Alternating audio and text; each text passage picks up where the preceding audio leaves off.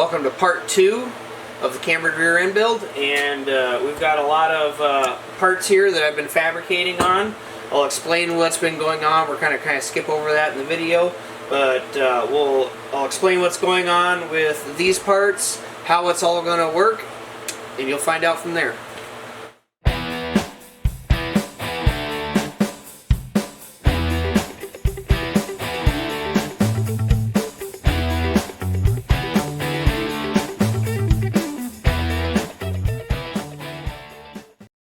Got the wheel studs pressed into the first hub. You're just going to finish putting them into the second hub.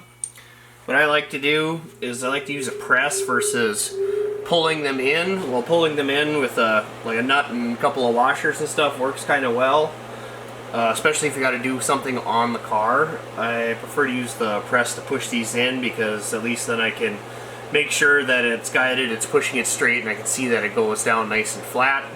And I've found where, like, if you're using like a lug nut type thing to try to pull them in there, depending on the lug nut quality you have there, you can usually strip them out after a few studs. Not that it damages the stud, because these are nice strong ARPs, but I prefer doing it this way. I like to use a little anti-seize, or you can use oil or whatever. It's just something to just help lubricate the press fit for the splines as they press into the hub. Drop that in there. Got my spacer. Use the push. And then we just press it in there. Go down until it starts putting some leverage on it. That way I know I got it's seated in there really well. I can also look around the whole edge and make sure that it's in all the way.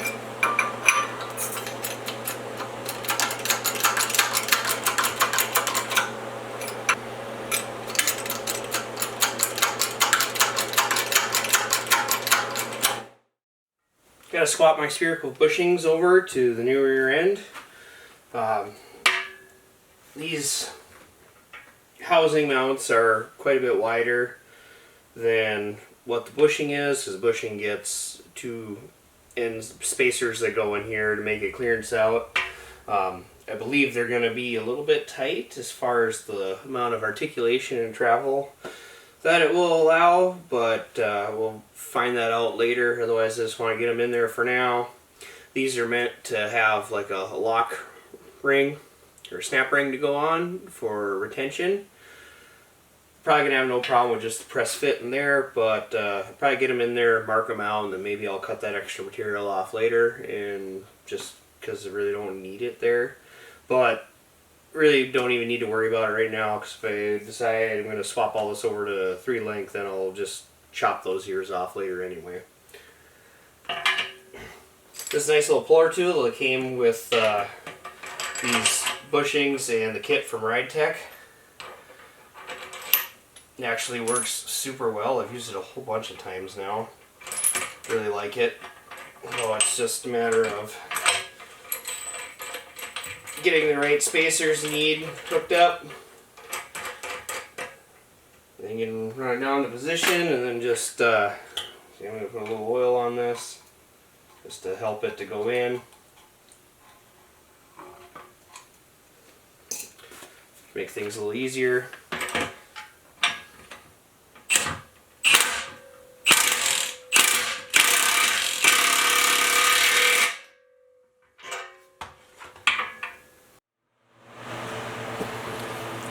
So first things first, we got a lot of parts sitting here on the table. Big thing we needed to start with was I had to get some studs for the center section to bolt on, because that housing didn't come with any. I just picked these up from Speedway. They were pretty reasonable. I got new lock nuts as well for that.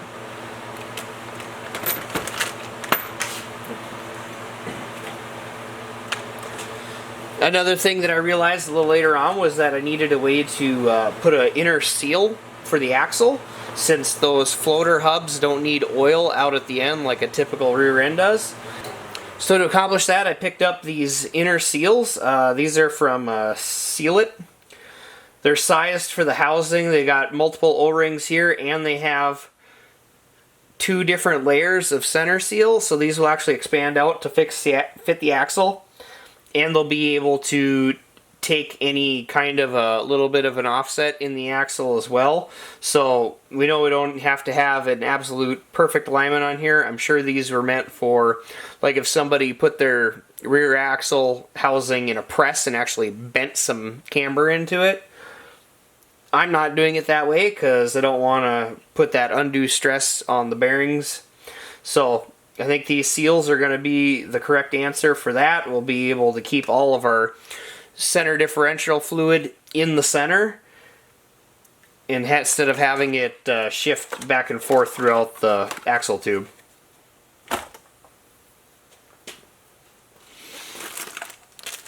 I also picked up a couple of Earl's fittings here. I needed to have a bushing adapter down to a smaller so we could run a vent line out of the top of the rear end, and I needed a drain plug for the bottom. Also picked up some brake line tabs. I like these things. Also got these from Speedway. They're nice and cheap. They're just a prefab tab with the clips, so you can put the bulkhead fitting kind of thing on there and attach them. I really like these just because they're quick, easy, and you can securely affix your brake lines. Now into all this fun stuff here in the background. I decided on going with the 3-link. And they're going to do a Watts link setup with it. The cool part about this is I'm pretty sure I can get this all fit and figured out so that I can also keep the 4-link. And then the cool part would be maybe later this spring when I get a chance there, it'd be cool to see some back-to-back testing on it.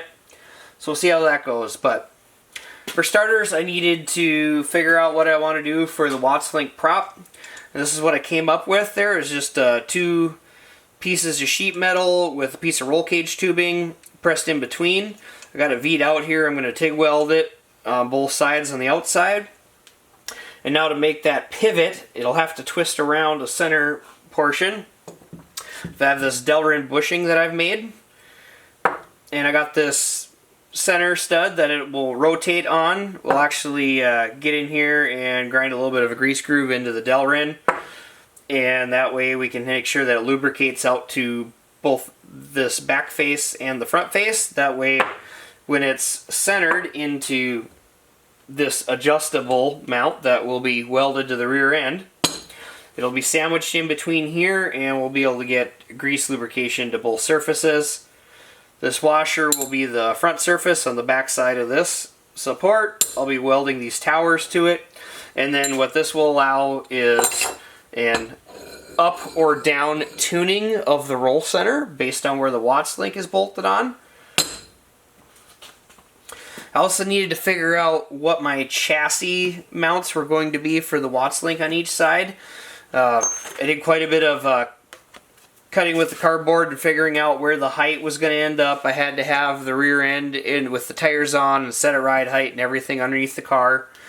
And then I made these templates to figure out where I was going to be positioned, where I can have my arms sitting level and have just a little bit of angle to the Watts link. And then I made a single piece out of sheet metal for both sides because where the will mount to the frame is kind of a 3D changing shape at that portion. So these will be the starters. And once I have these and everything welded up and mounted to the rear end, then I can put it in, get everything bolted up to these 2 tabs, and then figure out the other 2 tabs for the chassis sides of the Watts link. One is much shorter than the other because the bars have to be level on each side, so the Watts link has to go 1 bar to the left, 1 bar to the right. It really doesn't matter which orientation. The goal is to have them both level and the same length. That way it'll keep the axle dead center in the chassis. It wasn't too hard up on the cross member in the rear of this G-body to make a bracket that would fit up in the factory cross member there. And this is the shape I ended up coming up with there, and it's actually nice and uniform there, so I can make the same shape on both sides. I didn't have the problem like I did on the frame for the Watts link. Currently, I have just these rod ends to make this work, and this is kind of a smaller opening. I think I'm going to space these out some more, because while these rod ends would work just fine for race application, I have to keep an eye on them as far as wear. But I've had the Ride Tech, I can't remember what they call them, a Johnny joint, or I think that's what they are, it's a Johnny joint on the Ride Tech arms in there, and I know they sell those individually, so I'm thinking maybe I'll space this out so that it will fit that, and then I can run one of those both end, and then it'll be more street friendly. And I won't have to keep after the wear of the joints as much. While I was mocking up the rear end, I checked where the coilovers are going to mount. I can actually use the factory upper location, and ended up making these little, I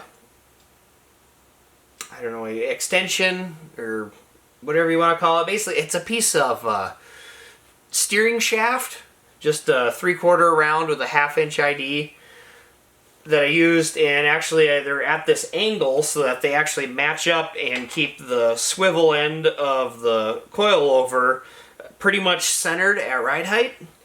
So they actually, yeah, what do they, lean in or out? I think they lean in a little bit. So they're something like this once it's in the chassis.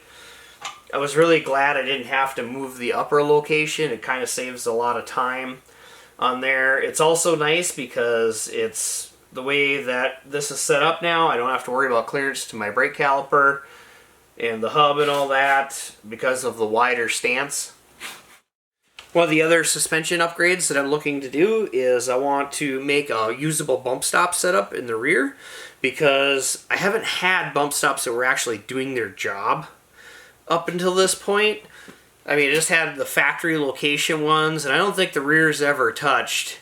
And I was getting quite a bit of suspension travel, and I mean, the shocks were keeping it under control, but with the wider rear end being so much tighter of a clearance to the fender, even though I'm going to roll them a little bit more and try to make sure that I have as much travel as I can, I wanted to have a bump stop setup where that when they go to the extreme, I'm not having anything either bottom out hard or drag the tire into the body. So I have these 3-inch bump stops that I added to the rear. The way they work out is I should be contacting and starting to engage roughly about a 3/4 to a 1/2 inch of wheel travel before I actually want to stop completely. So we'll see how that works out. This is bump stop tuning is kind of new to me, but it's something that I'm really hoping to upgrade on the suspension on this thing this year. I'll be doing it with the fronts as well. I've got my prop and my mount mocked up here now. They're ready for TIG welding. The prop will be welding on both outer sides to the tube. We want to make sure this side is flush, because then this bushing will press in, and that's going to be our wear surface to here. With the mount, I'll be welding this washer, which is basically my encapsulating thrush washer. I'll also be welding the towers onto this bar so that everything's one single piece. It'll still take 3 bolts when it all gets assembled, but at least I'm not trying to juggle a whole bunch of pieces under the car. Don't forget to wipe your parts down with some acetone. Just helps to remove any contaminants, makes for a nice clean weld. Especially if you've been having problems with any of your welds, this is a great way to eliminate possible contamination.